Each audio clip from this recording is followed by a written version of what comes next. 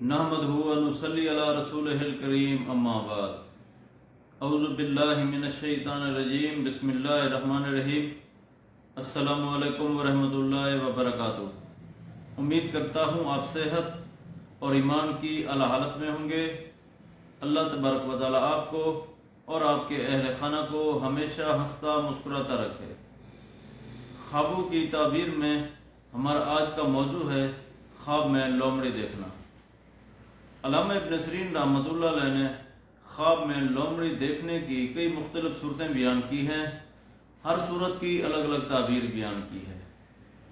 مثلا خواب میں لومڑی دیکھنا، لومڑی کو کودتے ہوئے دیکھنا، خواب میں لومڑی خریدنا، خواب میں لومڑی کا دودھ پینا، خواب میں لومڑی کو مارنا یا لومڑی کو کنگھی کرنا۔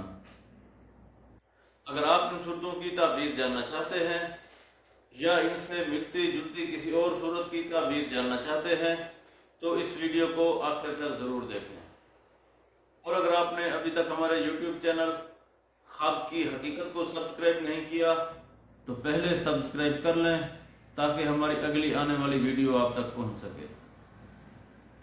علامہ ابن سیرین رحمۃ اللہ علیہ نے فرمایا ہے کہ اگر کوئی شخص خواب میں لومڑی کو دیکھتا ہے تو اس خواب کی تعبیر یہ ہے کہ خواب دیکھنے والا شخص کسی قریبی رشتہ دار کے مکر و فریب کا شکار ہوگا۔ اگر کوئی شخص خواب میں دیکھے کہ وہ لومڑی کا دودھ پیتا ہے تو اس خواب کی تعبیر یہ ہے کہ خواب دیکھنے والا شخص اگر بیمار ہے تو شفا یاب ہوگا، اگر قید میں ہے تو رہائی پائے گا۔ اگر کوئی شخص خواب میں دیکھے کہ لومڑی کو کودتے ہوئے دیکھتا ہے تو اس خواب کی تعبیر یہ ہے کہ خواب دیکھنے والا شخص پریوں سے ڈرے گا۔ اگر کوئی شخص خواب میں دیکھے کہ وہ لومڑی خریدتا ہے تو اس خواب کی تعبیر یہ ہے کہ خواب دیکھنے والا شخص مکاری، فریب اور دھوکے سے اپنے مقصد میں کامیاب ہوگا۔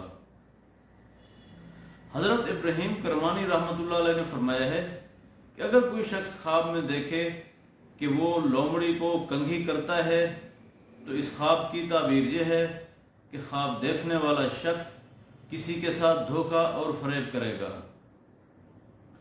اگر کوئی شخص خواب میں دیکھے کہ وہ لومڑی کو مارتا ہے تو اس خواب کی تعبیر یہ ہے کہ خواب دیکھنے والا شخص کسی مکار دشمن پر فتح حاصل کرے گا۔